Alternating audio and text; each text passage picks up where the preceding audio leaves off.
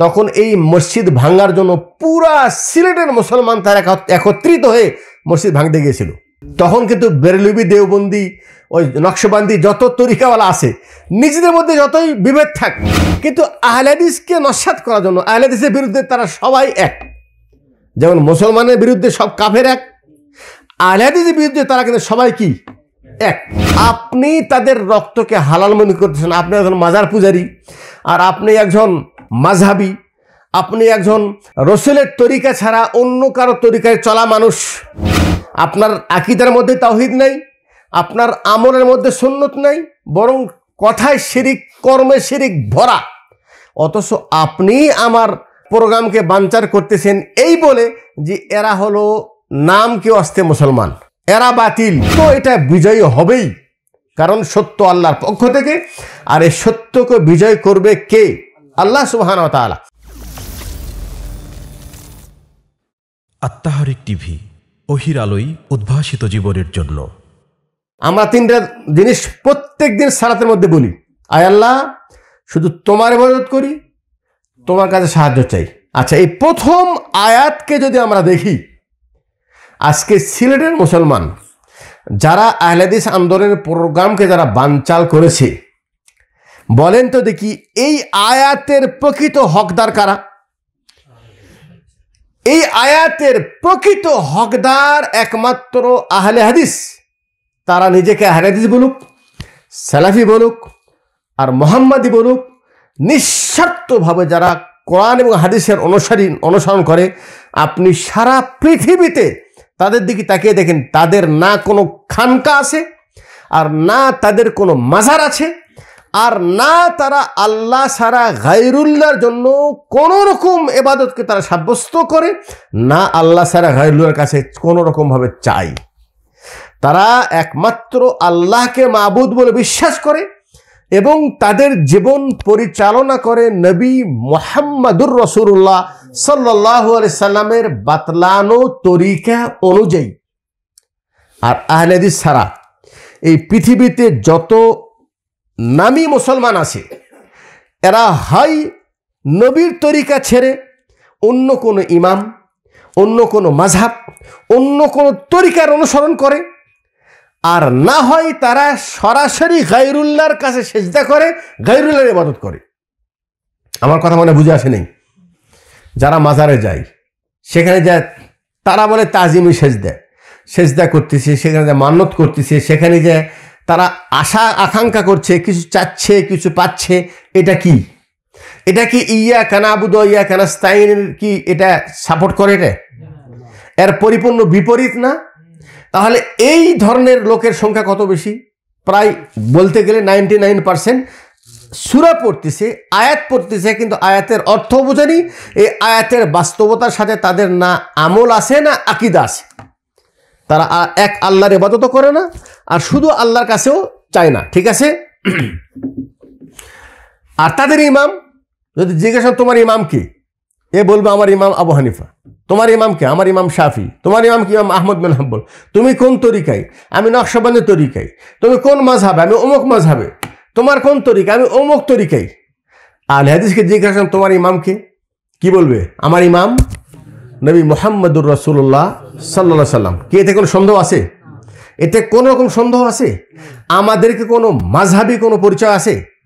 আমাদের কি রসুলের তরিকা ছাড়া অন্য কোন তরিকার পরিচয় আমাদের আছে? তাহলে আমরা বিশ্বাস করি এই পৃথিবী টিকে আছে একমাত্র আহলে হাদিসের, তাদের এই পৃথিবীতে বেঁচে থাকার কারণে। কারণ আহলে হাদিসরা যদি পৃথিবীতে, আল্লাহ পাক তাদের মাধ্যমে এই ইসলামের প্রকৃত রূপটাকে টিকে রেখেছে। কথা বুঝেছেন? আহলে হাদিস যদি না থাকে তাহলে ইসলামের প্রকৃত রূপ মানুষ কিছু জানবে না।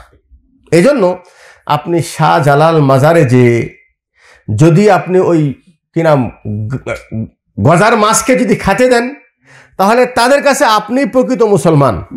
ঠিক আছে? আর আপনি ওখানে যদি বলেন যে গায়রুল্লাহ ছাড়া অন্য কারো কাছ থেকে উপকার অপকার আশা করার অর্থে কোনো কিছু করা এটা শিরিক, তখন আপনার কি করবে তারা? তখন তারা আপনাকে মানে ইসলাম শুধু ওখান থেকে না, আপনাকে অমুসলিম ঘোষণা করে তারা হয়তো আপনার রক্তকে হালাল মনে করবে। ঠিক আছে, তাহলে আমি অত্যন্ত দুঃখের সাথে আজকে কথাটা বলছি, আমাদের এটা জানার পর অত্যন্ত দুঃখ লেগেছে যে আসলে আমাদের একটা পরিচিতি আছে অমুসলিমদের কাছে যে আমরা আল্লাহ প্রদত্ত দ্বীন ইসলামের আমরা অনুসারী। ইন্নামাল মুমিনুনা ইখওয়া, আমরা মুসলমান সবাই ভাই ভাই, সবাই কি ভাই ভাই। আর বাকি মুসলমানদের মধ্যে যেটা বিভেদ রয়েছে সেটা আকীদার বিভক্তি হোক, আমলের বিভক্তি হোক, শরীয়ত বোঝার বিভক্তি হোক, এটা আমাদের মধ্যেই থাকবে। এটা প্রত্যেকেই তার নিজ জায়গা থেকে তাদের জ্ঞান গর্ব অনুযায়ী তাদের দলিলকে তারা মানুষের সামনে পেশ করবে, মানুষরা যেটা ভালো মনে করবে সেটা গ্রহণ করবে। কি কথা বুঝে আসলো? কিন্তু আমরা যদি মুসলমানরাই মুসলমানের বিরুদ্ধে হাতিয়ার উঠাই, আমরা যদি একজন আরেকজনের মসজিদ ভাঙি, একজন আরেকজনকে কাফের ঘোষণা দিয়ে তাকে হত্যা করতে যাই, তাহলে অমুসলিম তারা কি আমাদেরকে ভয় করবে? তারা আমাদেরকে নিয়ে হাসবে না? এখন বর্তমান মুসলমান অবস্থা তাই হয়ে গেছে। ঠিক আছে, মুসলমানদের অবস্থা, তারা মুখে বলছে ইয়াকা নাবুদু ওয়া ইয়াকা নাস্তাইন, আয় আল্লাহ শুধু তোমার ইবাদত করি আর তোমার কাছে চাই, কিন্তু বাস্তবে তারা গায়রুল্লাহর ইবাদত করছে, গায়রুল্লাহর কাছেও চাচ্ছে। মুখে বলছে ইহদিনাস সিরাতাল মুস্তাকিম, আয় আল্লাহ আমাকে সোজা পথ দেখাও। সোজা পথ কোনটা? সিরাতাল্লাযীনা আনআমতা আলাইহিম, সোজা পথ ওই পথ যেই পথে পরিচালিত হয়ে তারা দুনিয়ায় পুরস্কৃত হয়েছে। তারা কারা? মান ইউতিইল্লাহা ওয়ার রাসূল, যারা আল্লাহর আনুগত্য করবে এবং তার রাসূলের আনুগত্য করবে, তারাই প্রকৃতপক্ষে ওই সিরাতে মুস্তাকিমের উপর থাকবে।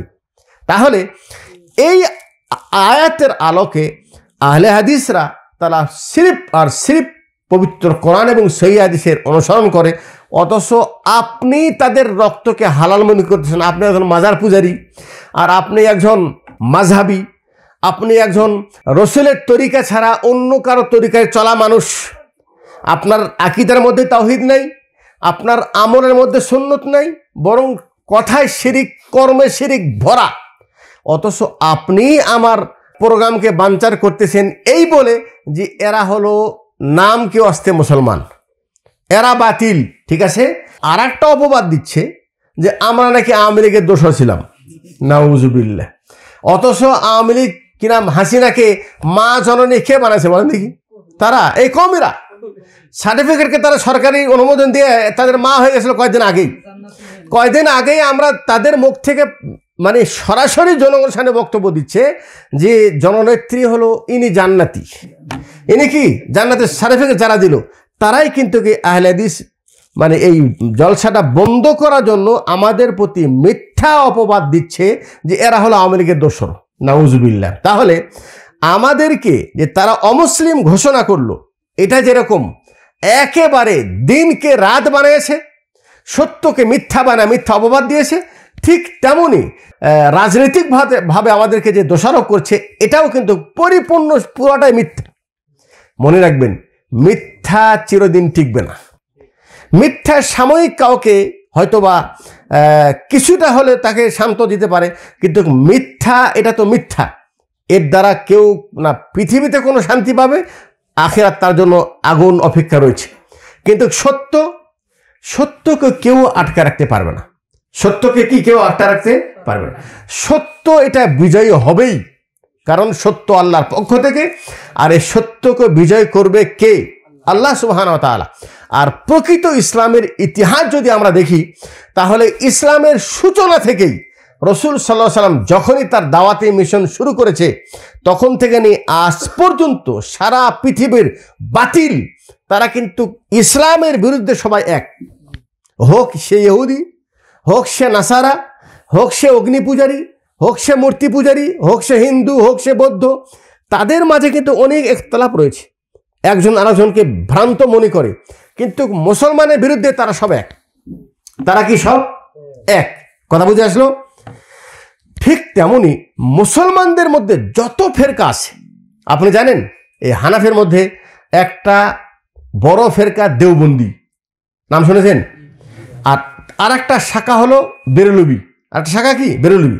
দেওবন্দি মানে কওমি, আর বেরেলভি মানে আলিয়া বা মাজার পূজারি। এরা দুটাই কিন্তু আবু হানিফার রাহিমাহুল্লাহর অনুসারী বলে দাবি করে, আর এই দুইজন একজন আরেকজনকে মুসলমান মনে করে না। বেরেলভির ইমাম বা তাদের যে নেতা তার নাম হলো আহমদ রাজা খা বেরেলভি, আর দেওবন্দের যে নেতা তার নাম হলো আশরাফ আলী থানভী। বেরেলভিরা বলে যে আশরাফ আলী মৃত্যুবরণ করেছে বাথরুমের মধ্যে, নাউজুবিল্লাহ।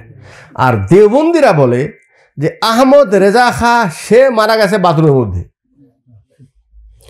এদের মধ্যে শুধু দণ্ড, মানে এতটুকু দণ্ড না, এরা একজন আরেকজন মসজিদে নামাজ পড়ে না। কোনো বেরেলি মসজিদে যদি তাবলিগি জামাত ঢোকে তাহলে ওদেরকে মসজিদ থেকে বের করে দিয়ে মসজিদ না ধোয়া পর্যন্ত ওই মসজিদে নামাজও পড়ে না। তাহলে তারা সবাই কিন্তু নিজেকে মুসলিম বলে দাবি করে এবং একই মাযহাবের অনুসারী বলেও দাবি করে। কিন্তু খেয়াল করে দেখেন, সিলেটে যখন আহলে হাদিস একটা মসজিদ, তাকওয়া মসজিদ কুমারপাড়ায় প্রথম যখন এর স্থাপিত হয়, তখন এই মসজিদ ভাঙার জন্য পুরা সিলেটের মুসলমান তারা একত্রিত হয়ে মসজিদ ভাঙতে গিয়েছিল।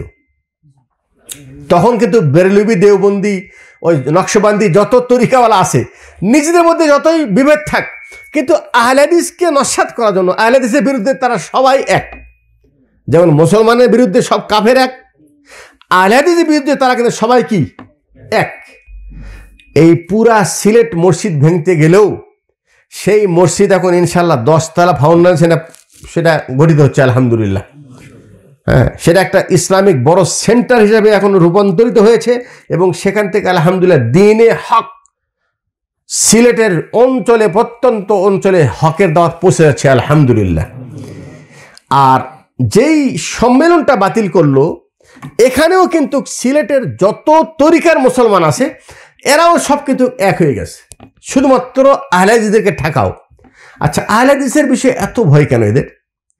আহলে হাদিসের ভিতরে এদের মধ্যে এত ভয়, ঠিক ওই একই ভয় যেই ভয়টা ছিল আল্লাহর নবীর বিরুদ্ধে মক্কার সকল কাফেরদের ভয়।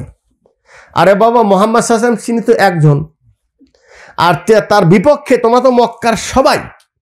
তোমাদের মধ্যে আছে আবু জেহেল, আবুল হাকাম, আবুল আহাব, এরা হলো মক্কার সব বড় বড় পণ্ডিত, বড় বড় তাদের ধর্মের আলেম, সমাজ সেবক, তাদের বিশাল পরিচিতি। তো তাদের বিপক্ষে মুহাম্মদ সাল্লাল্লাহু আলাইহি ওয়াসাল্লাম তিনি একজন ব্যক্তি, সমাজে কি এমন ক্ষতি করতে পারে? তার দাওয়াত সেদিক, ঠিক আছে, কিন্তু তারা তাদের ভয় কথা জানেন? তাদের ভয় হলো এই যে আমাদের কথায় মানুষ আসর করে না, আমাদের কথা মানুষ কি আসর করে না। কিন্তু মুহাম্মাদের কাছে যে জাদু আছে, এই মুহাম্মাদের মুখ থেকে যে আয়াতগুলি শোনে, এই আয়াত শোনার পর মানুষ তো তার দিকে ধাবিত হয়ে যায়। এই জন্য ওমা কানা সালাতুহুম ইনদাল বাইতি ইল্লা মুকাআ ওয়া তাসদিয়া, মানে মুহাম্মদ সাল্লাল্লাহু আলাইহি ওয়াসাল্লামকে ওকে আটকাতে হবে। প্রথম তো তারা অনেক রকম তাকে মানে প্রস্তাব দিয়েছে, আচ্ছা শোনো, তোমার কাজ তুমি করো, তোমার ইবাদত তুমি করো, কিন্তু আমাদের মাবুদকে তুমি মন্দ বলো না। কি বলো না? সে বলছে আমি তো মন্দ বলছি না, আমি তো বলছি যে মাবুদ একটা। মাবুদ কি? একটা। আর অন্য যত মাবুদ আছে সেটা বাতিল।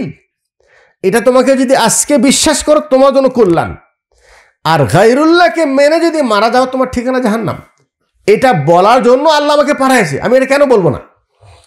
আচ্ছা, তখন বললো একটা কাজ করা যাক, একদিন তোমার মাবুদের ইবাদত আমরা করব, আর একদিন আমাদের মাবুদের ইবাদত তোমরা করো। আল্লাহ বলছেন লা আবুদু মা তা'বুদুন ওয়ালা আনতুম আবিদুনা মা আবুদ। তোমার মাবুদের ইবাদত আমরাও করি না, করব না, আর আমাদের মাবুদের ইবাদত তোমরাও করবা না।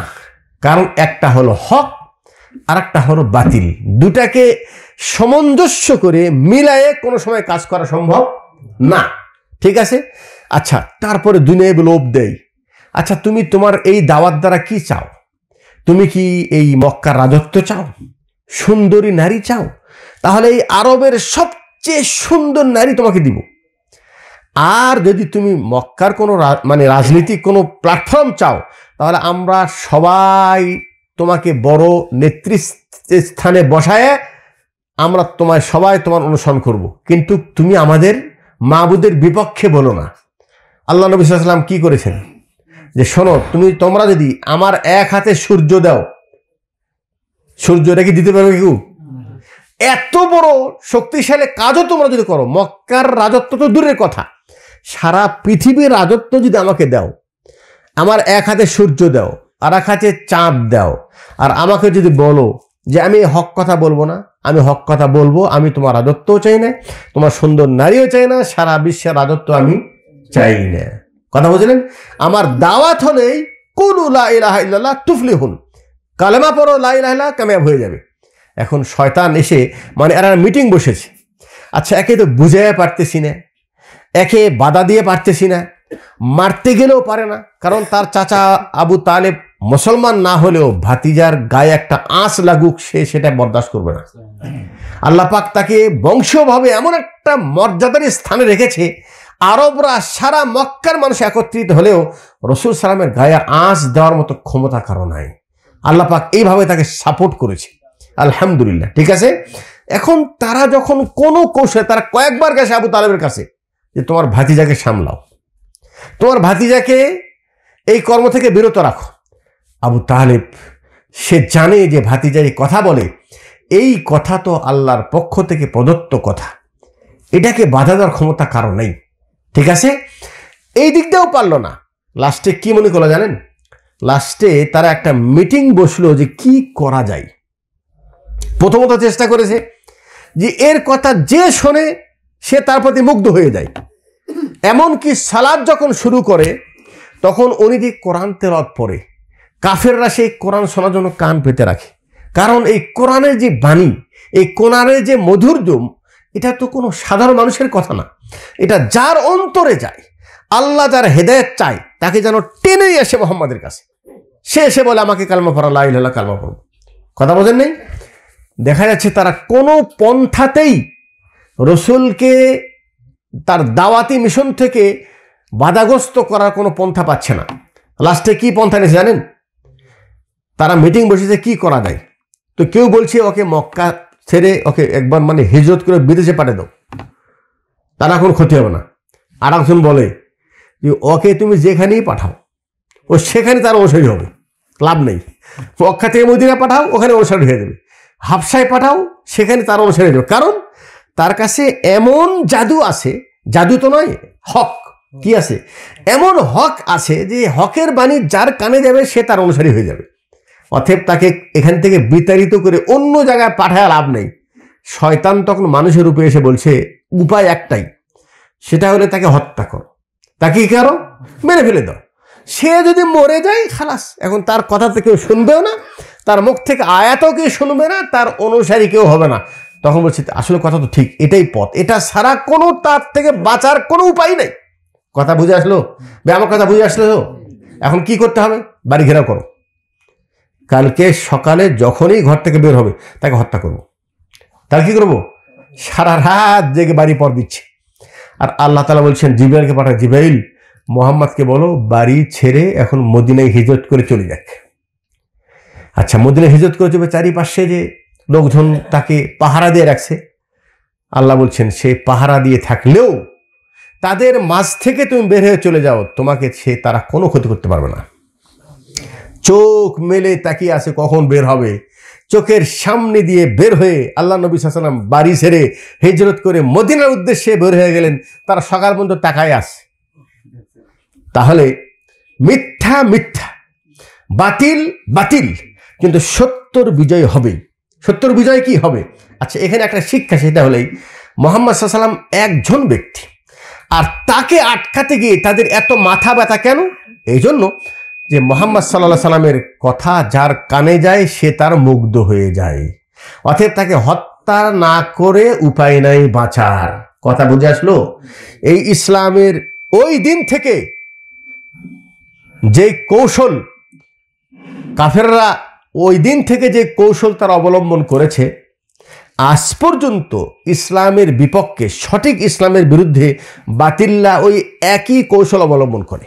আচ্ছা বলেন দেখি, বাংলাদেশে আহলে হাদিসের সংখ্যা কত হবে শতকরা? 5% 2% হবে কিনা সন্দেহ আছে, একেবারে খুবই কম, নগণ্য, ঠিক আছে না? হাজারে একটা এরকম গণনা করেন। আর তার বিপক্ষে কত কওমি মাদ্রাসা, কত পীর, কত খানকা, কত বড় বড় জলসা। আরে বাবা, এক এক বক্তা এখন বর্তমানে জলসায় দেখতেছি আমরা লাখ লাখ মানুষ তাদের বক্তব্য শুনছে, হেলিকপ্টার দিয়ে বক্তব্য দিচ্ছে। কই আমাদের আহলে হাদিসে কোনো বক্তাকে হেলিকপ্টার আসে না? আমাদের জলসা হয় ছোট ছোট জলসা, অল্প মানুষ হয়। তো আমাদেরকে নিয়ে মানুষের এত ব্যথা কেন, এত দুশ্চিন্তা কেন? ওই যেই দুশ্চিন্তা রসুলের যুগে ছিল ওই একই দুশ্চিন্তা এখনো আছে। এটা আমার কথা, জি না, আমার কথা না। এই যে কয়দিন আগে যিনি গভর্নর ছিলেন, যিনি হাসিনাকে জানাতে পারলেন, তিনি বলছেন যে আহলে হাদিস যে অবস্থা, ওরা যেভাবে মাঠে সরায় যাচ্ছে, আগামী প্রজন্ম অটোমেটিক সব আহলে হাদিস হয়ে যাবে। অথচ আমাদের চেহারাও কিন্তু ওদের মতো অত নুরানি চেহারা না। ওদের টুপি কত দামি টুপি জানেন? আপনি কি দেখছেন ওদের টুপি? জানেন টুপি কত রং বারঙের টুপি হয়? আর গলায় তসবি যে কত দামি দামি তসবি থাকে, লাঠি, আল্লাহুল মুস্তান। আর ওদের বসার যে চেয়ার, আমার চেয়ার কয় টাকা দামি, কি আলিশান শাহানশার মতো চেয়ারে বসে তারা বক্তব্য দেয়।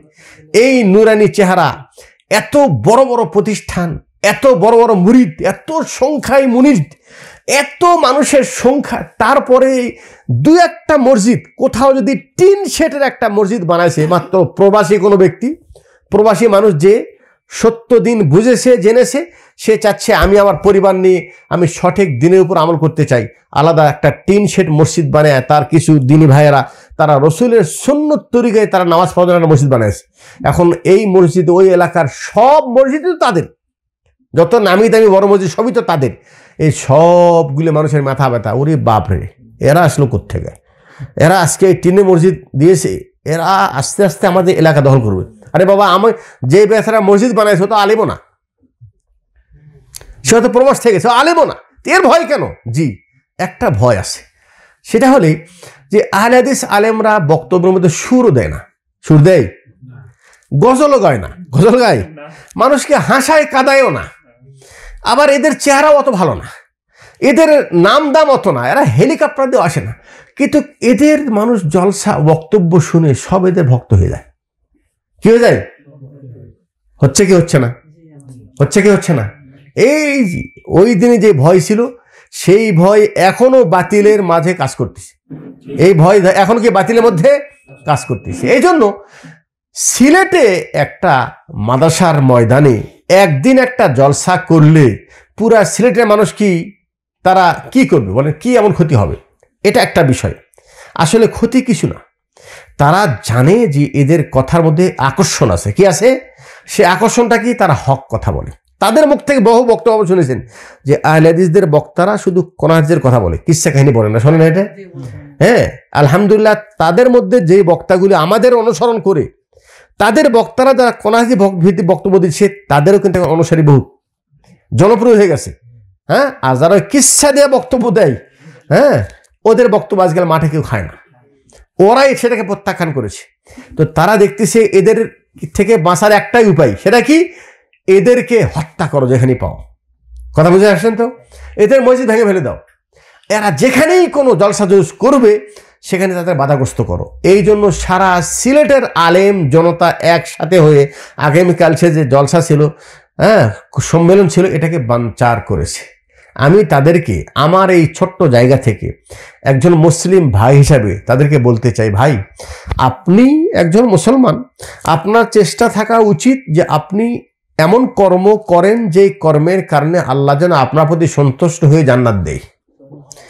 এটা হলো আমাদের চাওয়া আপনার কাছে। আর আপনি এমন কোনো কর্ম করেন না যেই কর্ম আপনাকে জাহান্নামে দেখে নিয়ে যাবে। আল্লাহ পাকের আয়াতকে আপনি শোনেন নাই? আল্লাহ পাক বলছেন সূরা বাকারার 114 নম্বর আয়াত, ওমান আযলামু মিম্মা মানা মাসাজিদাল্লাহ। ওই ব্যক্তির চাইতে বড় জালিম কে হবে যে মানুষদেরকে আল্লাহর মসজিদে ইবাদত করা থেকে বাধা দেয়।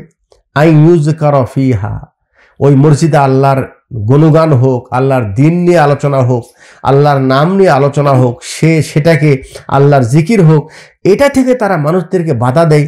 ওয়াসাফি খারাবিহা, এবং সেই মসজিদটাকে তারা নস্যাৎ করার ভাঙ্গান মানে তারাকে খারাপ মানে সেটাকে অনাবাদ করার, মসজিদটাকে নষ্ট করার তারা চেষ্টা করে। এখানে নষ্ট হয় অথবা ভেঙে ফেলছে মসজিদ কি ভেঙে ফেল দিচ্ছেন। আল্লাহ বলছেন যারা এই কর্ম করবে উলাইকা মা কানা লাহুম আন ইয়াদখুলুহা ইল্লা খায়ফিন, তাদের উচিত তারা যখন মসজিদে ঢুকবে তখন তারা যেন আল্লাহর ভয় করে ঢোকে, কারণ আল্লাহ তাআলা তাকে যে কোনো সময় জমিনের ভিতরে পুঁতে দিতে পারে। লাহুম ফিদ দুনিয়া খিজ, তাদের জন্য দুনিয়াতে লাঞ্ছনা রয়েছে। ওয়ালাহুম ফিল আখিরাতি আযাবুন আযীম, আখিরাতে তাদের জন্য অত্যন্ত কঠিন শাস্তি আছে। তাহলে আহলে হাদিসরা সেই জলসায় যে কল আল্লাহ কল রসুল বলতো, আপনার উচিত ছিল আপনি ওই স্টেজে বসবেন, ওই স্টেজে বসে বলবেন আহলে হাদিসের বক্তব্য যদি কোনো একটা কথা কোরআন হাদিসের বিপক্ষে চলে যায়, আপনি সেখানে বলেন যে আপনার এই কথা কোরআন হাদিসে নাই, আপনি এটা প্রমাণ দেন। তাহলে এটা উচিত ছিল, এটা কি ছিল উচিত ছিল। আপনার তো সংখ্যায় কম না, আপনার তো এলিমের দৌড় আপনার কম না, তা আপনি ভয় কেন? আপনি কেন লাঠিনের রাস্তায় বের হয়েছেন এবং আপনি একটা মুসলমানের রক্তকে কিভাবে আপনি হালাল মনে করে বলছেন যেখানে আহলেদেরকে পাওয়া সেখানে হত্যা করো? এটাকে একটা মুসলমান বলতে পারে? আমরা আপনাদের কর্মকাণ্ডে আমরা বিধর্মীদের কাজে লজ্জিত যে আমরা মুসলমান হয়ে মুসলমানের বিরুদ্ধে যেভাবে উস্কানি দিচ্ছি। আজকে আমাদের এই কর্ম দেখে অমুসলিমরা আমাদের এই কর্ম দেখে তারা অবশ্যই হাসতেছে যে তোরাই মর, তোরাই মারামারি কর। ঠিক আছে, আর একটা বিষয় সেটা হলে আপনি সত্যকে নিজেও জানলেন না, সত্যকে জানার চেষ্টাও করলেন না, অথচ আপনি শুধুমাত্র হাটধর্মী এবং জিদ করে আপনার বাতিলটাকে বলবৎ রাখার জন্য আপনি হকের বিরুদ্ধে দাঁড়িয়ে গেলেন। আপনার পরকাল ধ্বংসের জন্য আপনার এই কর্মকাণ্ডে যথেষ্ট। আমি আপনাদেরকে নসিহত করছি, আপনার দ্বারা মুসলমানদের উপকার হোক, অপকার করার চেষ্টা করেন না। তো আমি আলোচনা যে শুরু করেছিলাম, মুসলমানরা কিসের মধ্যে আছে ভাই বলেছিলাম? মূর্খতার মধ্যে আছে, নাকি জাহালাতের মধ্যে আছে, অজ্ঞতার মধ্যে আছে। আর মুসলমানরা আছে ধোকায়, আছে কি ধোকায়।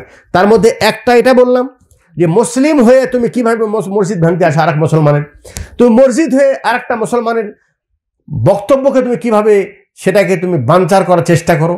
এটা তোমার জাহালাত, মূর্খতা, অজ্ঞতা, এটার শাস্তি তোমাকে পেতেই হবে। রাসূল বলছেন লাআন আল্লাহুল ইয়াহুদা ওয়ান নাসারা, আল্লাহ ইহুদি এবং নাসারার উপর অভিশাপ করুক। কেন? ইত্তাখাদু কুবুর আম্বিয়াইহিম মাসাজিদ, তারা তাদের নবীগণের কবরকে সেজদার জায়গা বানিয়েছে। তার রাসূল যে একটু আগে বললেন যে ওরা যা করেছে তোমরাও তাই করবা। তাহলে ওরা কবরকে সেজদা বানিয়েছিল, আমরা কি করেছি? আমরা তো শুধু নবীর কবরকে বানাইনি, হ্যাঁ, গাদা শাহ, ন্যাংটা শাহ, হ্যাঁ, বাদশাহ, মানে কত রকম যে মাজার আছে রে ভাই। হ্যাঁ, কেল্লা শাহ, পাগল শাহ, পাগলা মসজিদ, পাগলা মাজার, ল্যাংটা মসজিদ, ল্যাংটা মাজার, নাউজুবিল্লাহ।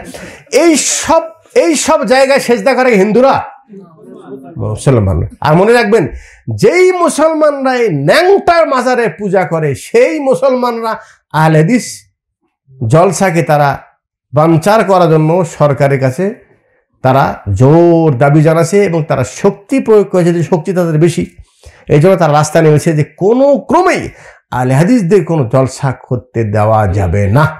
তো আমরা আমাদের পক্ষ থেকে আমরা এটা জোরালো প্রতিবাদ জানাচ্ছি যে আমাদের দেশ আলহামদুলিল্লাহ মুসলিম দেশ, সেখানে যদি হিন্দু কথা বলতে পারে, খ্রিস্টান কথা বলতে পারে, কাদিয়ানি কথা বলতে পারে, তাহলে আহলে হাদিসের সংখ্যা একটা দুটো নয়, প্রায় 4 কোটিরও বেশি আহলে হাদিস আলহামদুলিল্লাহ বাংলাদেশে আছে। এবং নিঃসন্দেহে প্রকৃত ইসলাম আহলে হাদিসদের কাছেই আছে।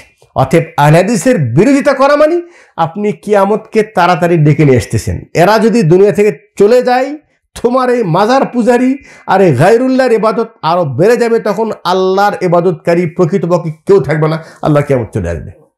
কথা বুঝে আসলেন ভাই?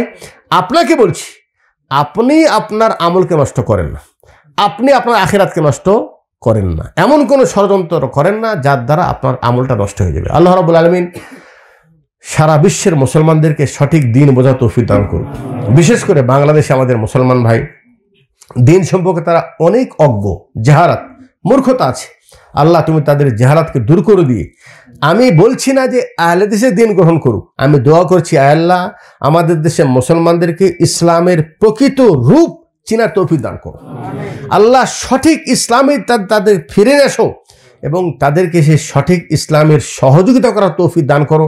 আল্লাহ আমাদের পৃথিবীতে দুনিয়ার চলার ক্ষেত্রে বাধা বিঘ্নতা আসবেই, আয় আল্লাহ এই বাধাতেও যেন আমরা হক না ছাড়ি, হকের উপর যেন অটল থাকতে পারি। আল্লাহ সেই তৌফিক দান করো। এবং আয় আল্লাহ তোমার দিন যারা, প্রকৃত দিন যারা ধরে রেখেছে, আল্লাহ তুমি তাদের জান মালের হেফাজত করো। ওয়া আখিরু দাওয়ানা আলহামদুলিল্লাহি রাব্বিল আলামিন। আসসালামু আলাইকুম ওয়া রাহমাতুল্লাহি ওয়া বারাকাতুহু।